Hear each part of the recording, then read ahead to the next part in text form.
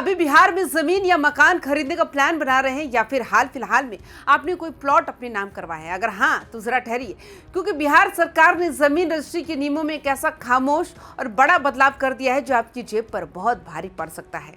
जरा सोचिए, जिस जमीन की रजिस्ट्री आप कुछ हफ्ते पहले तक थोड़े बहुत जुगाड़ या कागजों में दाम कम दिखाकर आसानी से करवा लेते थे, अगर अब उसमें जरा सी भी चालाकी की तो क्या होगा? क्या आपको पता है कि जो जुर्माना पहले सिर्फ 10% हुआ करता था, उसे सीधे बढ़ाकर 100% कर दिया गया है। यानी जितनी टैक्स की चोरी उतना ही पूरा जुर्माना। और तो और, अगर आपने तय टाइम में जुर्माना नहीं भरा तो आपकी गाड़ी कमाई से खरीदी गई जमीन ही आपके हाथ से निकल सकती है। आखिर अचानक से बिहार सरकार को इतना सख्त कानून क्यों लाना पड़ा? आखिर क्यों मुख्यमंत्री सम्राट चौधरी और राजस्व विभाग के डॉक्टर दिलीप जायसवाल की जोड़ी ने जमीन के इस पूरे खेल पर नकेल कसने के लिए भारतीय स्टाम्प संशोधन विधेयक 2026 का मास्टर स्ट्रोक खोला है? और सबसे बड़ा सवाल, क्या ये नियम सिर्फ आम जनता की जेब ढीली करने के लिए है या फिर इसके पीछे बिहार की सियासत, सरकारी खजाने को भरने की मजबूरी और भू माफियाओं के बड़े सिंडिकेट को खत्म करने का कोई इनसाइड प्लान छुपा है? नमस्कार, आप देख रहे हैं वाइबिन बिहार झारखंड। मैं हूं आपके साथ मुदिता त्रिपाठी, लेकर आई हूं टू द पॉइंट। आज हम टू द पॉइंट बात करेंगे बिहार के उस नए रजिस्ट्री कानून पर जिसने राज्य के जमीन खरीदारों, बिल्डरों और दलालों के बीच हड़कंप मचा दिया। अगर हम सीधे मुद्दे पर आए यानी टू द पॉइंट समझे, तो बिहार सरकार का गृह और राजस्व विभाग अब पूरी तरह से एक्शन मोड में है। राज्य में भारतीय स्टाम्प संशोधन विधेयक 2026 को आधिकारिक तौर पर लागू कर दिया गया है और इसका सरकारी गजट नोटिफिकेशन भी जारी हो चुका है। यानी अब ये केवल कागजी बात नहीं रही है, बल्कि जमीन पर लागू हो चुका है।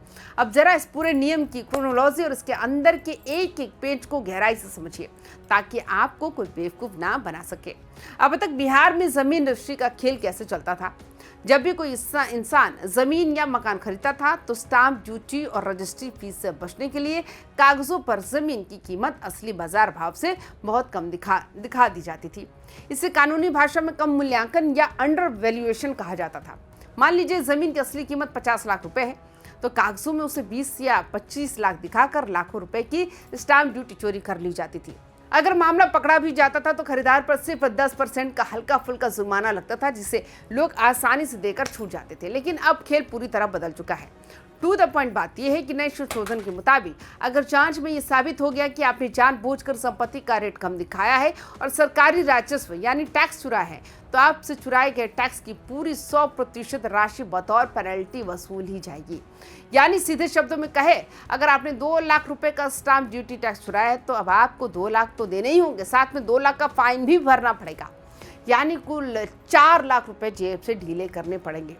इतना ही नहीं, सरकार ने इसे कानून के दांत और भी पैने कर दिए हैं। अगर डीएम या assistant inspector general of registration के आदेश के बाद आपने 60 दिनों के अंदर चोरी की गई रकम और जुर्माना जमा नहीं किया तो उस पर भारी भरकम ब्याज भी ठोक दिया जाएगा। हालांकि सरकार ने इतनी राहत जरूर दी है कि कुल ब्याज की रकम मूल चोरी की राशि से ज्यादा नहीं होगी। लेकिन सोचिए, अगर किसी ने फिर भी पैसा जमा नहीं किया तो सरकार उस खरीदी हुई जमीन को ही नीलाम या सीज कर सकती, यानी आपको संपत्ति पर सीधा ग्रहण लग जाएगा। सबसे बड़ा झटका उन लोगों को लगा है जो सोचते थे कि रजिस्ट्री के 2 साल बीत गए हैं, अब तो मामला ठंडा पड़ गया होगा। पहले राजस्व चोरी की जांच करने की समय सीमा सिर्फ 2 साल की होती थी, यानी अगर 2 साल तक बात दबी रही तो आप बच जाते थे। लेकिन अब शायद इस मियाद को बढ़ाकर पूरे 4 साल कर दिया गया है।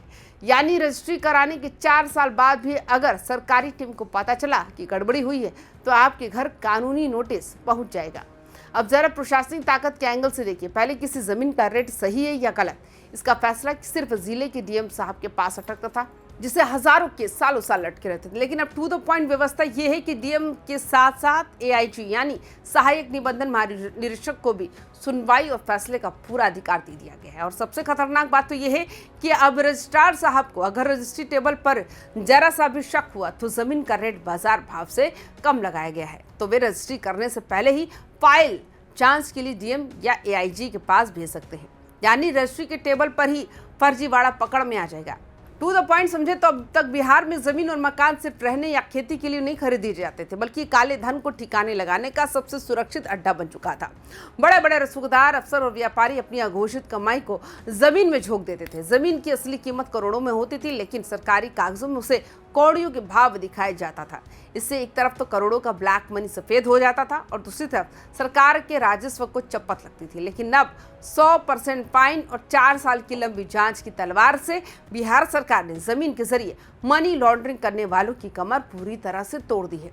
अब अगर किसी ने 1 रुपए के भी काले धन को जमीन में खपाने की कोशिश की तो सरकार का नया कानून उसे सीधे सलाखों के पीछे पहुंचाने का दम रखता है। और अब बात करते हैं चौथे सबसे बड़े एंगल यानी बिल्डर और आम खरीदार के बीच के खेल की।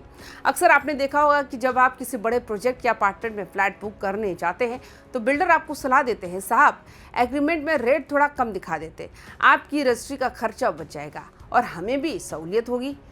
आम आदमी क्या होता है, झांसे में आकर बिल्डर की बात मान लेता है, लेकिन इस नियम के बाद सारा रिस्क सीधे उस आम खरीदार के सिर पर आ गिरा, क्योंकि अगर 4 साल के भीतर भी जांच बैठ गई तो बिल्डर तो अपना प्रोजेक्ट बेचकर निकल चुका होगा, लेकिन 100% का जुर्माना और कानूनी कार्रवाई सिर्फ और सिर्फ उस खरीदार को झेलनी पड़ेगी जिसके नाम पर रजिस्ट्री हुई है।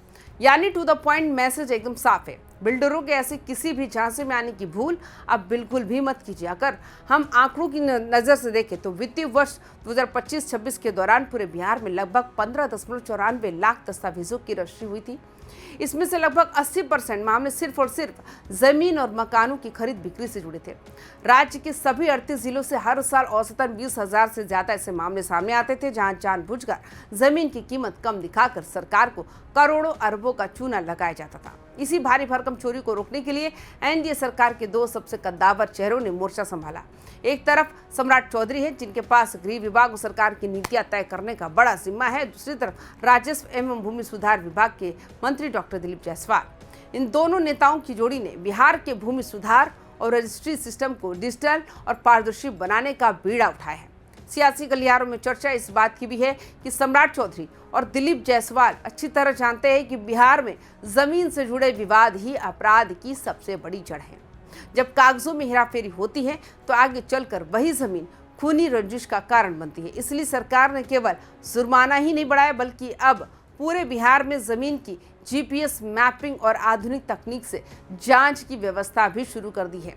अब सैटेलाइट और जीपीएस से ये पता चल जाएगा कि जिस जमीन को कागजों में गड्ढा या खेती की जमीन बताकर कम रेट पर रजिस्टर कराया जा रहा है, कहीं उस पर पहले से कोई 4 मंजिला कमर्शियल मॉल या पक्का मकान तो नहीं खड़ा है। अगर इस पूरे फैसले का राजनीतिक विश्लेषण करें तो बिहार सरकार इस कड़े कदम से 2 बड़े निशाने साध रही है। पहला, बिहार के खजाने को मजबूत करना ताकि राज्य में चल रही तमाम जन कल्याण योजनाओं और इंफ्रास्ट्रक्चर के कामों के लिए पैसे की कमी ना पड़े, और दूसरा, भूमाफियाओं, बिचौलियों और फर्जीवाड़ा करने वाले दलालों के उस सिंडिकेट को खत्म करना जो आम लोगों की सस्ते में रजिस्ट्री कराने का झांसा देकर खुद तो निकल जाते थे, लेकिन बाद में आम खरीदार कानूनी झमेलों में फंसकर अपनी जिंदगी भर की कमाई गंवा बैठता था। तो अब आगे क्या होने वाला है? आगे का रास्ता भी बहुत साफ है। अगर आप बिहार में कोई भी प्रॉपर्टी खरीदने जा रहे हैं तो किसी दलाल या बिचौलिए के बहकावे में बिल्कुल ना आए।